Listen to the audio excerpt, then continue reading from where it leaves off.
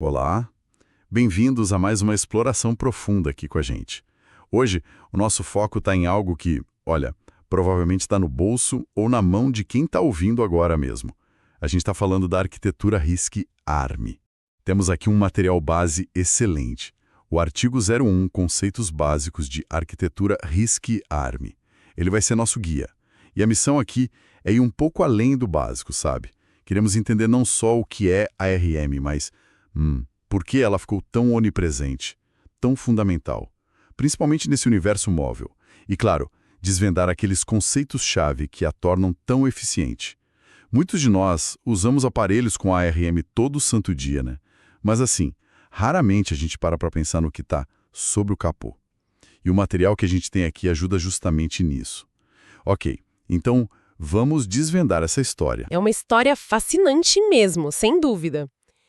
E o ponto de partida crucial que o artigo destaca bem é como a ARM conseguiu essa proeminência toda, né? Global. Não foi por acaso. Ela atingiu um ponto ótimo, quase mágico, sabe? Entre entregar um desempenho computacional robusto e, ao mesmo tempo, manter um consumo de energia incrivelmente baixo. Esse equilíbrio é a chave para a gente entender a tecnologia portátil moderna. E pensar que tudo começou de um jeito relativamente modesto, né? O material leva a gente de volta para 1983, para uma empresa britânica, a Acorn Computers. O projeto inicial tinha um nome bem direto, Acorn RISC Machine. Só depois é que veio a mudança para Advanced RISC Machines, o ARM que a gente conhece. Exato. E esse nome original já tinha ali a semente de tudo. RISC, Reduced Instruction Set Computer. A filosofia era ousada para a época, viu? Em vez de criar processadores que entendiam centenas de comandos complexos, que era a abordagem CISC, né? O Complex Instruction Set Computer, dominante nos desktops, a Acorn apostou na simplicidade. Um conjunto bem menor de instruções, sabe? Cuidadosamente escolhidas e otimizadas. A aposta era que essa simplicidade ia trazer velocidade e, crucialmente, eficiência energética. Essa ideia de conjunto reduzido de instruções parece mesmo central. O artigo detalha algumas características dessa abordagem RISC que a ARM adotou. Primeiro, como você mencionou, poucas instruções, mas muito eficientes. A meta era que cada uma pudesse ser executada, idealmente, num único pulso do relógio do processador. Isso por si só já dá uma acelerada nas coisas, imagino. E essa simplicidade vai além do número de instruções, viu? Outro ponto que o material ressalta é o formato uniforme delas. Imagina uma linha de montagem numa fábrica. Se todas as peças têm um encaixe padronizado, o processo flui muito mais rápido, com menos erros, certo? Certo. Com instruções de formato uniforme, o processador consegue buscar, decodificar e executar os comandos de forma bem mais previsível e otimizada, especialmente usando técnicas como pipeline. Pipeline, esse termo aparece bastante. Pode dar para a gente uma ideia mais clara do que significa e por que esse formato uniforme ajuda tanto? Claro! O pipeline é, essencialmente, a tal linha de montagem do processador. Em vez de esperar uma instrução terminar completamente antes de começar a próxima, o processador divide o trabalho em etapas. Buscar a instrução, decodificar, executar e por aí vai. E processa várias instruções ao mesmo tempo, cada uma numa etapa diferente. Ah, entendi. E o formato uniforme das instruções RISC torna muito mais fácil manter essa linha de montagem rodando sem engasgo, sabe? Porque cada estação sabe exatamente o que esperar. É como garantir que todas as peças que chegam para a montagem têm o mesmo tamanho básico. Facilita o manuseio em cada etapa. Entendido. Faz muito mais sentido com essa analogia da linha de montagem. Clareou bastante. E tem mais um pilar do RISC que o artigo aborda: o uso intensivo de registradores. O que são exatamente e por que são tão importantes? Registradores são como a memória RAM, só que, assim, muito, muito mais rápidos. E ficam dentro do próprio chip do processador. Pensa neles como pequenas gavetas de acesso instantâneo para guardar dados que estão sendo usados naquele momento. A filosofia RISC percebeu que acessar a memória principal, a RAM fora do chip, é lento. e consome energia. Então a estratégia foi: vamos ter muitos registradores internos e fazer o máximo de operações possível usando só os dados que estão ali, à mão, rapidinho. E isso nos leva a outro conceito-chave que o material destaca: arquitetura load store. Parece técnico, mas qual foi a sacada aqui? Por que essa escolha específica foi tão crítica para a ARM? Essa é uma das joias do design RISC e a ARM implementou com maestria. A ideia é radicalmente simples, na verdade. As únicas instruções que podem acessar a memória principal, a RAM, são as de load, carregar dados da memória para um registrador, e store, salvar dados de um registrador de volta na memória. Todas as outras operações, somar, subtrair, comparar, operações lógicas, só podem trabalhar com os dados que já estão nos registradores rápidos. Então, peraí. Você não pode, por exemplo, somar um número que está na RAM diretamente com outro? Precisa primeiro carregar ele para um registrador? Exatamente isso. Pode parecer um passo extra, né? Mas essa separação rígida simplifica enormemente o design do processador e otimiza aquele pipeline que a gente mencionou. As operações aritméticas e lógicas, que são a maioria, podem rodar a toda velocidade usando só os registradores, sem ter que ficar esperando pelo acesso mais lento à memória. As operações de memória ficam isoladas, controladas. Entendi. Sem essa arquitetura load store, a eficiência energética e o desempenho que a gente associa aos chips ARM, especialmente em dispositivos móveis onde cada milivolt conta, talvez não fossem possíveis nessa escala. Foi uma decisão de design fundamental mesmo. Uau! Agora a importância fica muito mais clara. Não é só um detalhe técnico, é algo que permitiu esse salto de eficiência todo. E o artigo mostra como a ARM pegou esses princípios RISC, instruções simples, formato uniforme, muitos registradores, load store, e construiu em cima deles. O pipeline, como já vimos, é crucial para processar múltiplas instruções. Sim, e a implementação dos registradores também é interessante. O material menciona que, tipicamente, são 16 registradores de propósito geral visíveis ao programador nos modos básicos. Isso dá bastante espaço para manobrar dados rapidamente. Alguns desses registradores têm funções especiais vitais, como o contador de programa, o PC, que aponta para a próxima instrução a ser executada, garantindo o fluxo do programa, sabe? Sei. Outros guardam o status da última operação, se deu zero, se foi negativo, essas coisas. E o Stack Pointer ajuda a gerenciar a memória temporária usada por funções. São ferramentas essenciais para a execução eficiente do código. E quanto às instruções em si? O artigo fala sobre um conjunto padrão de 32 bits e também sobre um modo chamado thumb. Qual a diferença e por que ter dois modos? Boa pergunta. O conjunto padrão ARM usa instruções de 32 bits. Isso oferece bastante flexibilidade e poder de expressão para os comandos, o que geralmente leva a um melhor desempenho computacional. No entanto, 32 bits por instrução significa que o código do programa ocupa mais espaço na memória. Em sistemas com memória limitada, como muitos microcontroladores ou dispositivos embarcados mais antigos, isso era um problema sério.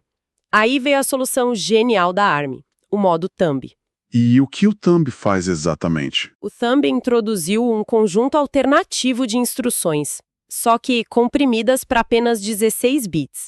Elas são individualmente menos poderosas que as de 32 bits, claro, mas o código resultante fica muito mais denso, economizando memória preciosa. Ah, que interessante. E o mais legal, o processador ARM pode alternar entre executar instruções ARM de 32 bits e thumb de 16 bits dinamicamente. Isso deu aos desenvolvedores uma flexibilidade incrível. Usar thumb para economizar espaço na maior parte do código e mudar para o modo ARM padrão naquelas partes críticas que exigem máximo desempenho. Foi um trunfo para a versatilidade da arquitetura. Muito inteligente. Economia onde dá, performance onde precisa, faz todo sentido. E tem também os modos de operação, que o artigo cita usuário, sistema privilegiados.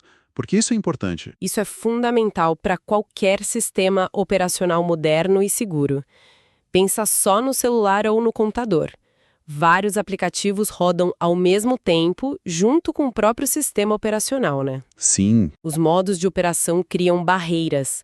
O código do usuário, dos aplicativos, roda num modo restrito, sem acesso direto ao hardware ou a áreas críticas do sistema. Já o núcleo do sistema operacional roda em modos privilegiados, com controle total. Isso impede que um aplicativo malicioso ou com bug, trave o sistema inteiro ou roube dados de outros aplicativos. É a base do controle de acesso e da segurança em sistemas multitarefa. É essencial. Se a gente conectar todos esses pontos, pipeline eficiente, bom número de registradores, load store, a flexibilidade do thumb, os modos de operação, o que emerge é uma arquitetura que, partindo da simplicidade RISC, foi sendo enriquecida com recursos sofisticados. A ARM conseguiu manter o núcleo eficiente, mas adicionou camadas de capacidade que a tornaram apta para tarefas complexas, desde controlar um sensor minúsculo até rodar um sistema operacional completo num smartphone. Foram incorporadas de forma muito inteligente desde o início. E essa combinação resultou em vantagens bem claras, que o material que a gente está analisando enumera. A eficiência energética é quase um sinônimo de ARM, né? Crucial para a mobilidade. Sem dúvida. É talvez a vantagem mais conhecida e, de maior impacto. Depois vem o alto desempenho conseguido com baixa complexidade de hardware, que é fruto direto daquelas instruções simples e otimizadas que a gente falou. E a versatilidade e escalabilidade. A ARM não ficou parada no tempo. O artigo menciona a evolução para processadores de 64 bits, como a família ARM-V8, que hoje equipam não só smartphones de ponta, mas também estão entrando em laptops e até em servidores. Essa capacidade de escalar é impressionante. Ter designers ARM que vão desde microcontroladores que custam centavos até CPUs de altíssimo desempenho, mantendo a mesma base arquitetural. Isso facilita muito o desenvolvimento e a reutilização de software, sabe? É um grande diferencial. Outros pontos fortes que o material levanta são o suporte a múltiplos núcleos, que hoje é essencial para a performance, e algo que você mencionou antes, o ecossistema robusto. O artigo destaca a importância dessa rede de desenvolvedores, ferramentas, suporte. Quão decisivo foi esse fator comunidade para o sucesso da ARM? Olha, foi extremamente decisivo. Uma arquitetura, por melhor que seja, tecnicamente, não prospera no vácuo, né? A ARM Holdings, a empresa por trás da arquitetura, adotou um modelo de negócios muito inteligente. Ela licencia seus designs para outras empresas tipo Qualcomm, Apple, Samsung e tantas outras fabricarem seus próprios chips baseados em ARM. Isso criou um ecossistema vibrante. Gigantes da tecnologia investiram pesado, desenvolveram ferramentas, treinaram engenheiros, universidades passaram a ensinar a ARM, formou-se uma imensa comunidade global. E esse ecossistema gera um ciclo virtuoso, sabe? Mais empresas usando, mais ferramentas disponíveis, mais software otimizado, o que atrai mais empresas. A força do ecossistema é tão importante quanto a força da tecnologia em si. É um pilar fundamental. E onde a gente vê essa tecnologia e esse ecossistema todo em ação hoje? O artigo mapeia as aplicações. A mais óbvia, claro, são os dispositivos móveis. Smartphones, tablets, wearables. A dominância aqui é quase total, né? Sim, é difícil achar um smartphone hoje que não use um processador baseado em ARM. A revolução móvel foi em grande parte possibilitada pela eficiência da ARM.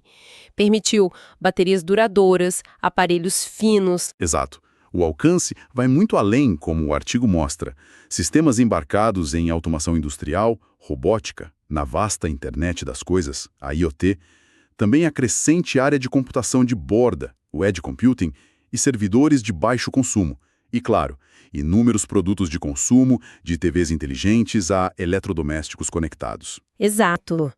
A combinação de baixo consumo, bom desempenho e escalabilidade tornou a ARM a escolha natural para praticamente qualquer aplicação onde a energia é uma restrição importante, ou onde um sistema operacional completo precisa rodar num formato compacto. A explosão da IoT, por exemplo, depende massivamente de pequenos processadores ARM eficientes. Ok. O cenário atual é de um sucesso inegável. Mas e o futuro? O artigo também levanta desafios e tendências. Um ponto é a competição com a arquitetura x86 da Intel e AMD, que ainda reina em desktops e servidores de alta performance, embora a ARM esteja fazendo incursões notáveis aí, como nos Macs da Apple, né? Essa é uma batalha interessante de se observar. A x86 vem da filosofia CISC, historicamente focada em performance bruta, poder de fogo. A ARM vem do RISC, focada em eficiência. As linhas estão ficando meio tênues, sabe? A ARM buscando mais performance, a x86 buscando mais eficiência, mas as filosofias de base ainda geram diferenças importantes em design e principalmente consumo. Outro desafio curioso que o material aponta é a própria complexidade crescente. Para lidar com demandas como inteligência artificial, tem uma pressão para adicionar instruções mais especializadas aos processadores ARM. Isso não vai contra a filosofia RISC original de simplicidade? É um paradoxo interessante, sim. A beleza do RISC era a simplicidade. Mas as aplicações modernas exigem cada vez mais processamento especializado, não tem jeito. A resposta da ARM do ecossistema não tem sido necessariamente inchar o conjunto de instruções principal RISC, mas sim adotar a computação heterogênea. Computação heterogênea. O que isso significa na prática? Como funciona? Significa que o chip não contém só a CPU ARM principal. Ele integra outros processadores especializados ali do lado dela. GPUs, as unidades de processamento gráfico, para gráficos e tarefas paralelas. NPUs, unidades de processamento neural, otimizadas para inteligência artificial. DSPs, processadores de sinal digital, para áudio e comunicação. E por aí vai. A CPU ARM atua como maestro eficiente, orquestrando o trabalho todo, enquanto os especialistas cuidam das tarefas pesadas para as quais foram projetados. Ah, entendi. É uma forma inteligente de adicionar poder de processamento sem comprometer totalmente a filosofia RISC do núcleo principal. Distribui a carga. Faz sentido. E além da competição e da complexidade, o artigo menciona a segurança como uma preocupação constante, claro, especialmente com tantos bilhões de dispositivos conectados. E também a ascensão de uma alternativa, o RISC-V. O que é o RISC-V e que tipo de ameaça ele representa para a ARM? Segurança é um desafio perene na computação, né? E com bilhões de dispositivos ARM conectados, a superfície de ataque é enorme. Garantir a segurança no nível do hardware é crucial, sempre. Já o RISC-V, ele é outra arquitetura baseada na filosofia RISC, muito parecida em conceito, mas com uma diferença fundamental. É uma especificação aberta e livre de royalties. Aberta e livre de royalties? Como assim? Qualquer um pode projetar e fabricar chips RISC-V sem pagar taxas de licenciamento como as que a ARM cobra. A especificação é aberta, colaborativa. Uau! Isso parece uma mudança de jogo significativa em relação ao modelo de negócios da ARM, que é baseado em licenciamento. Potencialmente, sim. É um grande e sim. O RISC-V pode democratizar ainda mais o design de chips e atrair empresas que buscam mais controle ou querem evitar os custos de licenciamento da ARM. Por outro lado, o ecossistema RISC-V ainda é muito menos maduro que o da ARM, sabe? Em termos de ferramentas, software, suporte comprovado em larga escala, ainda tem um caminho a percorrer. Mas é sim um desafio estratégico importante para a ARM. Ela pode precisar ajustar seu modelo ou focar ainda mais em oferecer valor agregado que justifique seus licenciamentos. Isso levanta uma questão importante sobre o futuro dos modelos de propriedade intelectual em hardware, como as coisas vão evoluir. Que panorama complexo e fascinante. Então, recapitulando nossa análise aqui, baseada no material que a gente viu. A arquitetura ARM surgiu da filosofia RISC lá na Acorn. Focou em eficiência e desempenho através da simplicidade e instruções reduzidas, arquitetura Load Store, vimos a estrutura dela com pipeline e registradores, a flexibilidade do modo thumb, a importância dos modos de operação para a segurança. Sua combinação de eficiência e performance a levou a dominar o mundo móvel e a se expandir para inúmeras outras áreas. E agora? Ela enfrenta desafios. A concorrência da x86, talvez mais estrategicamente do RISC-V aberto, e a necessidade de lidar com a complexidade crescente, possivelmente através da computação heterogênea. Cobrimos bastante coisa. Exatamente. A mensagem central que a gente pode extrair do material é como um conjunto de princípios de design focados em simplicidade e eficiência, quando aplicados consistentemente e adaptados ao longo do tempo, pode ter um impacto tão profundo e global. A história da ARM é uma lição poderosa sobre como a engenhosidade no design pode moldar indústrias inteiras e a tecnologia que hoje define a nossa era. Não é só sobre ser reduzido, mas sobre ser inteligentemente reduzido. Perfeito. E isso nos deixa com uma reflexão final para o pessoal que nos acompanha, conectando diretamente com esses desafios e o futuro que a gente discutiu. Diante da ascensão de alternativas abertas como o RISC-V, que promete democratizar o design de chips, e da demanda insaciável por processamento especializado, principalmente para a inteligência artificial, que força a adoção da computação heterogênea, fica a pergunta: como será que a arquitetura ARM, essa gigante que nasceu focada no baixo consumo e conquistou a era móvel, vai precisar se reinventar para manter sua relevância e talvez sua liderança nas próximas décadas turbulentas da computação? É uma questão em aberto, né? Com certeza vale a pena continuar observando de perto.